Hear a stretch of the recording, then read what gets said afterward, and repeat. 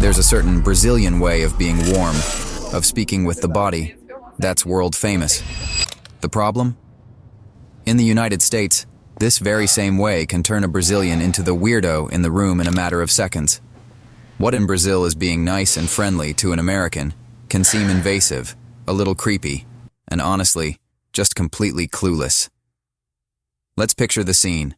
An American is chatting with a Brazilian. The conversation is flowing, and suddenly, the touch comes. A little pat on the arm to create a connection. For the Brazilian, this means, we're in this together. For the American, an alarm goes off in their head. They freeze, pull back a little, and just like that, the Brazilian has been labeled as someone who doesn't understand personal space. And the craziest part is that it's not done with bad intentions. It's a surreal culture shock. The Brazilian lives in a world of touch, of contact, where being close to one another is normal. The American, on the other hand, lives in the world of the personal bubble, an invisible force field that is almost sacred. And when the Brazilian tries to burst that bubble uninvited, it doesn't feel like a gesture of friendship. It feels like a minor assault. So get ready, because now we're going to analyze the 7 Brazilian habits that make Americans' hair stand on end. This isn't just a list of fun facts. It's the map to understanding why they so often ruin their own reputation abroad. And the first on the list is one that Brazilians do all the time without even thinking, and that immediately stamps them as the space invader. The first habit is the Brazilian's body language. In Brazil, they talk with their hands, they get close, they touch each other. A pat on the back, a touch on the forearm during a laugh. For them, this is the spice of the conversation, the proof that the connection is real and human. They use physical contact to say, I'm here with you, I'm paying attention. Now, the direct contrast. In the United States, personal space isn't a preference. It's an unwritten law. The standard distance between two people talking is about an arm's length. Anything less than that starts to be perceived as intimidation or flirting. For an American, respect means keeping your distance, and that friendly touch is, in fact, a boundary violation. Imagine the scene. A Brazilian is at a bar, passionately explaining something to an American colleague. In the middle of the sentence, he grabs the colleague's shoulder to emphasize his point. Instantly, the American's body stiffens. His smile becomes strained. He's no longer listening to the story. The only thing he's thinking is, why is this person touching me? This stark difference is born from 2 worldviews. Latin culture is built on the tribe, the community. Physical proximity reinforces the group's bonds. Anglo-Saxon culture, on the other hand, is built on the individual. The personal bubble is the armor that protects each person's autonomy and individuality. So, the key paradigm shift is understanding that it's not about cold people versus warm people. It's about how each culture defines respect. For the Brazilian, respect is inclusion. It's bringing someone closer. For the American, respect is acknowledging and not invading the other person's space. It's a completely different language. But if invading someone's physical space is already serious, wait until you see how the Brazilian perception of time can destroy a career or a friendship before it even begins. In Brazil, time is elastic. A Brazilian agrees to meet at 8 a.m., knowing they'll arrive around 8:15, 8:20. The famous "I'm on my way" is often code for "I just got out of the shower." For them, a small delay is charming, part of a less stressed rhythm of life where relationships matter more than the hands of a clock. Now for the shock. In the United States, time is money. Literally. That phrase isn't a cliché, it's the society's operating system. Time is a precious, finite resource that must be respected above all else. Arriving late isn't an organizational flaw, it's an act of theft. You are stealing the other person's time, a commodity they will never get back. Think about it. A Brazilian has a job interview scheduled for 10 a.m. in Chicago. He arrives at 10:07 smiling, ready to apologize for the traffic. The job was already filled in the interviewer's mind before he even opened his mouth. To the American, the tardiness didn't communicate an unforeseen event. It communicated that the candidate is disorganized, unreliable, and worse, disrespectful. The root of this difference is deep. Brazil operates in a polychronic, relationship-focused culture. Many things happen at once, and human interaction can and should interrupt the schedule. The US operates in a monochronic, task-focused culture. One thing at a time, in a linear fashion. The schedule is sacred. The escalation of this is brutal. The Brazilian's lateness isn't seen as a cultural charm. It's interpreted as a direct message of power that says, "My time is more important than yours." It's a silent insult that immediately devalues the other person. He could be the nicest person in the world, but if he doesn't respect their time, he will never have their respect. Okay, the lesson on space and time is clear. But now we're entering much more intimate territory, where a Brazilian habit, completely normal there, is seen here as an act of filth. The bathroom. Let's talk about the bathroom. In Brazil, since childhood, a Brazilian learns a golden rule. Toilet paper goes into the little trash can next to the toilet. It's automatic, instinctive. They do this to avoid clogging the plumbing, which in many parts of the country isn't the best. A trash can in the bathroom is a standard item. Now prepare for a reality check. In the United States, throwing used toilet paper in a trash can is considered one of the most unhygienic acts a human can commit. To an American, there's only one place for toilet paper, inside the toilet bowl. The idea of having feces and urine accumulating in an open bin, in the same environment where you brush your teeth, is absolutely repulsive. Imagine the scene. A Brazilian is at an American family's house. He uses the bathroom, and when it's time to dispose of the paper, his brain short-circuits. There is no trash can. He looks around, panicked, holding the evidence of the crime. For the American, the question doesn't even exist. For the Brazilian, it's a moral and logistical dilemma. The reason is partly structural. American sanitation and plumbing systems are designed to handle paper disposal, but the main issue is cultural. They are taught that any source of germs must be eliminated as quickly and efficiently as possible. A bin with dirty paper is, to them, a bioweapon of bacteria rotting in the corner of the bathroom. This leads us to a universal truth about how each culture deals with what is dirty. The Brazilian tends to put the problem to the side, to be dealt with later. The American has a culture of flushing it down immediately, of eliminating the problem at its root. That innocent little bathroom trash can is a reflection of an entire mentality. And speaking of being at someone's house, the way a Brazilian makes a simple invitation can generate the kind of misunderstanding that turns a friendship into a case for the social police. In Brazil, there's the famous social invitation. A Brazilian runs into an acquaintance and says, "Hey man, swing by my place one of these days so we can hang out." Most of the time, this isn't a real invitation. It's a formula for cordiality, a way of saying, "I like you, let's keep in touch." It's a gesture, not a scheduled event. Now, the brutal contrast. For an American, words matter and are taken literally. There's no such thing as a pro forma invitation. If a Brazilian says, "Come over to my place sometime," the American will understand this as a genuine invitation. They will expect the Brazilian to follow up, or worse, they will take the initiative to set a date themselves. Imagine the scene. A Brazilian casually says, "Stop by my place this weekend," to an American colleague on a Friday, just to be nice. On Saturday afternoon, the doorbell rings. It's him, with a six-pack of beer in hand, smiling and saying, "Hey, I'm here." Meanwhile, the Brazilian is in his pajamas, the house is a mess, and he didn't even remember the colleague existed. The embarrassment is total.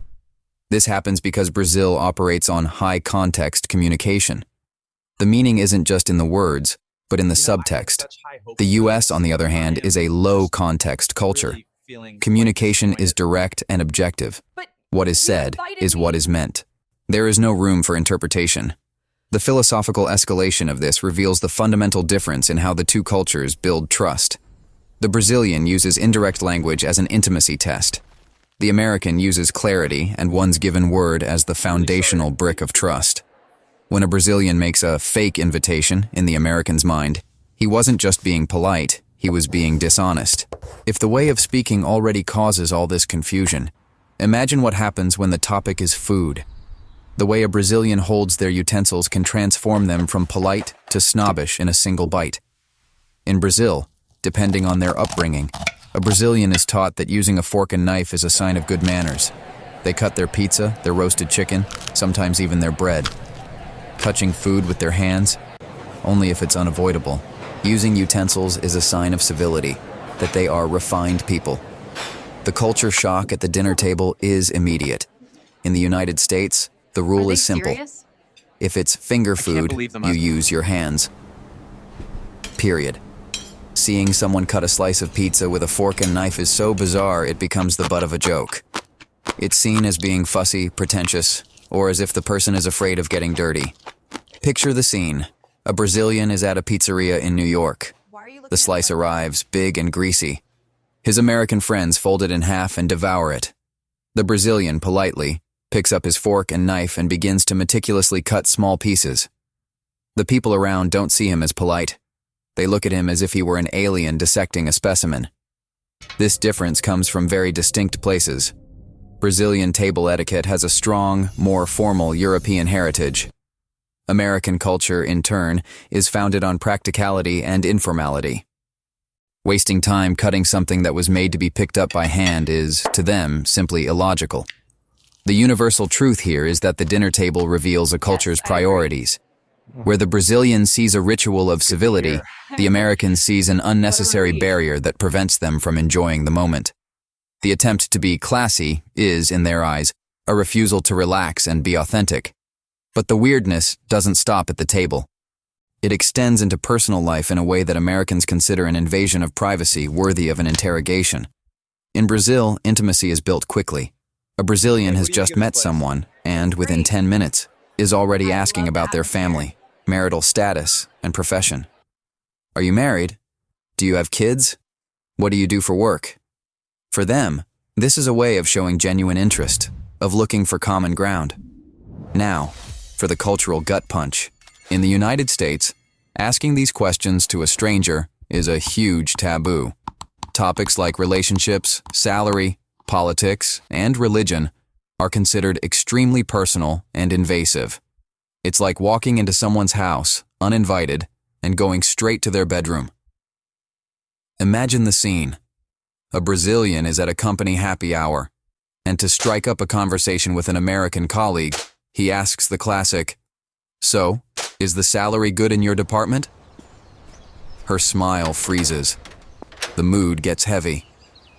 She replies with a vague, "It's fine," and walks away at the first opportunity. He just committed one of the biggest social blunders possible. The reason for this chasm is the very definition of privacy. For a Brazilian, life is more communal, and sharing personal details is a sign of inclusion. For an American, life is divided into compartments. Personal life is a protected fortress, and the key is only handed over after a long time and a lot of trust. The universal escalation of this is the boundary between the public and the private. The Brazilian boundary is a farm gate, always open. The American one is a high wall with barbed wire. The Brazilian's honest attempt to create a connection is perceived as an aggressive attempt to extract information and judge the other person's life. And just when you think they've already invaded space, time, and privacy, we arrive at the last habit, the loudest of them all, which invades the final remaining sanctuary, sound space. In Brazil, a lively conversation looks like an improv session. They talk loudly, gesture with energy. One person starts a sentence, and the other finishes it. Interrupting someone isn't rude. It's a sign of engagement. It's like saying, "I'm so connected with you that I know what you're going to say." It's a chaotic and collaborative dance. Now, the absolute contrast. In American culture, a conversation is a tennis match. I speak, you listen. Then, you speak, I listen. The turn to speak is almost sacred. Interrupting someone is the equivalent of stealing the other player's ball in the middle of their serve. It's an act that screams, "Shut up, what I have to say is more important." Think of the final scene. A Brazilian is in a meeting with a team of Americans. The boss is explaining a point, and the Brazilian, excited, interrupts him. "Exactly, and we could also..." The boss stops talking instantly. He just stares at him in silence for seconds that feel like an eternity. The entire room goes quiet. The Brazilian just broke their most fundamental communication code. The logic behind this is the difference between collaborative and linear communication. The Brazilians is built on overlapping. The Americans is sequential. Everyone has their own space, and invading someone else's is the height of disrespect and arrogance. The great truth here isn't about who is more or less polite. It's about power and control in communication. The Brazilians' passion and engagement are translated by them as an attempt to dominate the conversation and silence other voices. It's the habit that, to Americans, sums up all the others, a complete lack of awareness about boundaries. These 7 habits are the tip of a giant iceberg.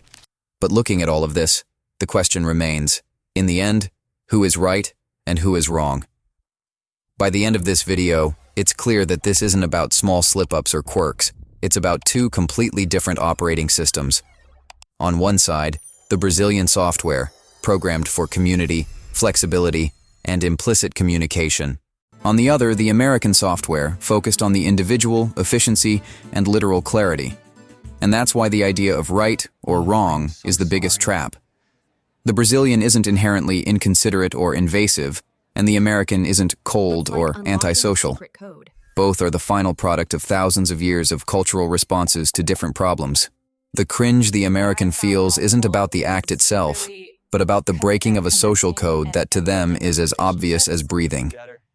The real lesson here is that cultural intelligence isn't about changing who you are, but about learning to read the room.